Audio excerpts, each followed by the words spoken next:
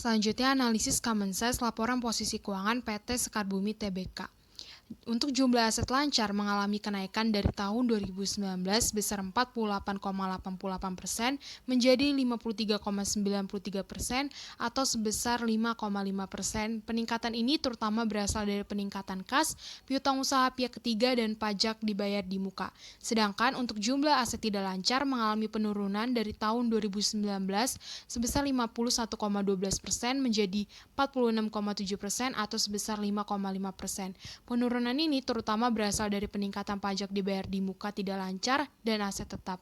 Untuk jumlah liabilitas jangka pendek mengalami kenaikan dari tahun 2019 besar 36,75% menjadi 39,63% atau sebesar 2,88%. Peningkatan ini terutama berasal dari utang pajak jangka pendek, utang usaha pihak ketiga, uang muka penjualan, beban masih harus dibayar, dan liabilitas sewa. Sedangkan jumlah liabilitas jangka panjang mengalami penurunan dari tahun 2019 6,35% menjadi 5,97% atau sebesar 0,38%. Penurunan ini terutama berasal dari liabilitas pajak tangguhan, utang bank, pembelian aset tetap. Untuk jumlah liabilitas mengalami kenaikan dari tahun 2019 sebesar 43,1% menjadi 45,6% atau sebesar 2,5%. Untuk jumlah ekuitas mengalami penurunan dari tahun 2019 sebesar 56,9% menjadi 54,39% atau sebesar 2,56%. Penurunan ini terutama berasal dari modal saham, komponen ekuitas lainnya, jumlah ekuitas yang diatribusikan kepada pemilik entitas induk, dan kepentingan non-pengendali. Selanjutnya analisis Common Sense laporan laba rugi PT Sekar Bumi Tbk. Untuk laba bruto mengalami penurunan dari tahun 2019 sebesar 12,69% menjadi 9,97% atau penurunan sebesar 2,72%. Sedangkan laba usaha juga mengalami penurunan dari tahun 2019 2,5% menjadi 1,5% atau sebesar 1%. Untuk laba periode berjalan mengalami kenaikan dari tahun 2019 0,045% menjadi 0,171% atau sebesar 0,126%. Sedangkan jumlah penghasilan komprehensif periode berjalan mengalami kenaikan dari tahun 2019 sebesar 0,03% menjadi 0,19% atau sebesar 0,16%. Selanjutnya yaitu analisis Common Sense laporan posisi keuangan PT Estika Tata Tiara Tbk.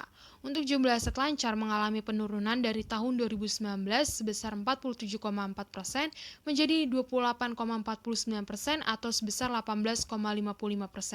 Penurunan ini terutama berasal dari kas, piutang usaha, persediaan, aset biologis, uang muka dan biaya dibayar di muka, dan deposito jaminan. Sedangkan jumlah aset tidak lancar mengalami kenaikan dari tahun 2019 52,96% menjadi 71,51% atau 18,55%. Untuk jumlah liabilitas jangka pendek mengalami kenaikan dari tahun 2019 sebesar 38,2% menjadi 94,71% atau sebesar 56,5%.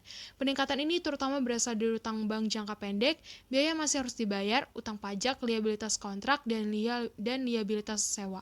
Sedangkan jumlah liabilitas jangka panjang mengalami penurunan dari tahun 2019 21,5% menjadi 4,22% atau sebesar 16,83%.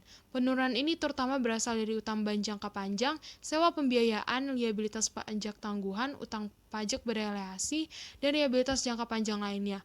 Untuk jumlah liabilitas mengalami peningkatan dari tahun 2019 59,25% menjadi 98,93% atau sebesar 39,68%. Untuk jumlah ekuitas mengalami penurunan dari tahun 2019 sebesar 0,43% menjadi 0,027% atau sebesar 0,403%.